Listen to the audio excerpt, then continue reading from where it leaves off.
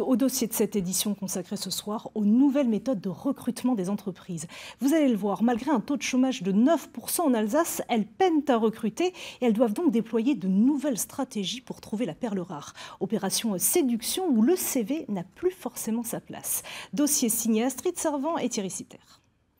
Ça n'est pas un cours, mais un recrutement. Vous avez un masque et vous avez une charlotte. Et pour une fois, on ne sort pas son CV. Ces demandeurs d'emploi ont 4 heures pour prouver qu'ils sont capables de devenir agents de production. On ne teste pas l'expérience, mais l'aptitude. C'est aussi un avantage de pouvoir me faire ses preuves et de montrer qu'on est capable de faire autre chose, quoi.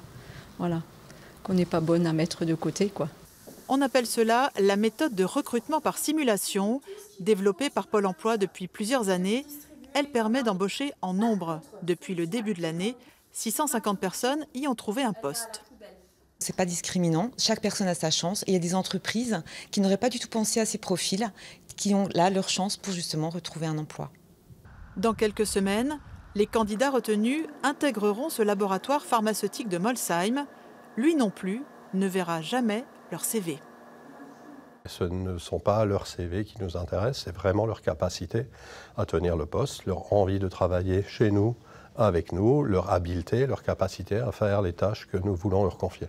93 000 Alsaciens sont en recherche d'emploi. Et pourtant, il n'a jamais été aussi difficile de recruter. Pour attirer les candidats, tous les moyens sont bons. Idéalement, quel est le profil de la personne qui va vous rejoindre? Réseaux sociaux, banderoles, primes de parrainage. À Aubernais, cette charcuterie industrielle a déniché son responsable de conditionnement via un entretien collectif. Tous les candidats face à l'équipe de direction pendant 4 heures et ça a marché. Bonjour Alain. Bonjour Christelle. Comment allez-vous? Très bien, merci. Alain Perraria a signé il y a 5 mois, séduit par cette méthode de recrutement. Là, vous avez plusieurs personnes. Vous avez donc déjà les challengers. Vous avez aussi l'encadrement qui est là. Donc, vous avez déjà plus de chances de réussir que seul, parce que vous avez l'avis de plusieurs personnes qui peuvent être contradictoires, parce que chacun a son avis. Donc, le tout, c'est d'avoir la majorité. Voilà. Plus une voix plus une, et vous avez gagné. 4 CDI et 1 CDD restent encore à pourvoir dans cette entreprise.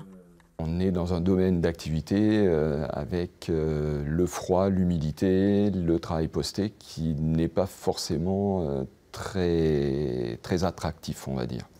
Il faut trouver d'autres leviers pour séduire nos candidats. Il faut sortir du lot, il faut innover dans la façon de présenter le poste. On peut plus se permettre de faire une offre d'emploi classique. Il faut qu'elle soit fun, il faut qu'elle plaise, il faut qu'elle ne soit plus forcément écrite. Elle peut être vidéo, elle peut être filmée, elle peut être jouée, théâtralisée. Et c'est sur l'ensemble des postes. Face aux difficultés de recrutement, les employeurs doivent désormais envisager leurs candidats comme un client de l'entreprise, un client à séduire, à bichonner et surtout à conserver. Et pour évoquer les problèmes de recrutement des entreprises, un invité sur ce plateau, Frédéric Schor. Bonsoir, merci d'être avec nous. Vous connaissez bien le sujet, vous êtes conseiller en recrutement, chasseur de tête, comme on dit. Comment vous expliquez cette difficulté des entreprises à recruter? Alors, il y a 4 facteurs majeurs, je pense. Déjà, il y a une pénurie de certains profils, quelle que soit la période économique et le bassin d'emploi. Je prends la maintenance par exemple. On ne forme pas suffisamment aujourd'hui pour les besoins des entreprises.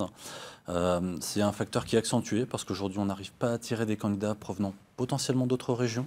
On a des bassins aquitains, bassins rhône-alpins, région PACA, qui aujourd'hui sont beaucoup plus attractifs dans la bouche et dans l'envie des candidats qui pourraient avoir des souhaits de mobilité.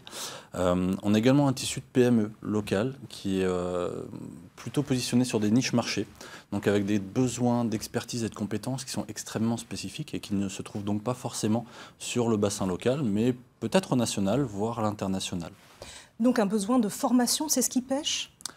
Entre autres, un besoin de formation, un besoin de communication aussi pour les entreprises. On a l'exemple dans le reportage d'une PME qui a besoin de se faire connaître, de valoriser ce qu'elle a valorisé, peut-être la proximité des dirigeants, peut-être la capacité à être très souple dans son activité. Donc il y a aussi cette nécessité de communiquer pour nos petites PME comme pour les plus grandes enseignes, mais qui le font déjà avec un peu plus de moyens aujourd'hui. Et puis, on le voit, les entreprises ne se basent plus forcément sur le CV, mais plutôt sur un potentiel. Ça aussi, c'est une façon de donner sa chance et peut-être de former en interne. C'est le meilleur levier de recrutement, je pense, ce qu'on appelle l'assessment. Alors, c'est évoqué dans un autre terme, mais c'est le meilleur levier de recrutement. C'est le levier le plus sécurisant. Ça permet de bien centrer l'évaluation du collaborateur sur sa compétence, ses aptitudes professionnelles, sa capacité à exercer le poste.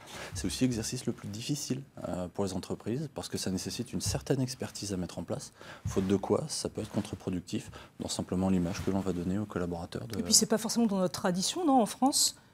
Culturellement, c'est pas du tout dans la tradition française, nous sommes d'accord. Mais alors, c'est vrai que malgré tout, il y a ce paradoxe avec ce 9% de chômage en Alsace et ces entreprises... C'est insoluble? Non, c'est pas du tout insoluble. Je reste quand même, moi, très mesuré par rapport à ce chiffre de 9%, qui ne touche pas toutes les populations. La population cadre en Alsace, c'est de l'ordre de 3,5% de chômage, donc ce qu'on appelle le plein emploi, ou que les économistes appellent le plein emploi. Donc je suis beaucoup plus mesuré, et c'est complètement soluble, encore une fois, par des efforts de formation, d'accompagnement de collaborateurs, et puis que les belles entreprises se fassent remarquer, qu'elles soient petites ou grandes. Mais merci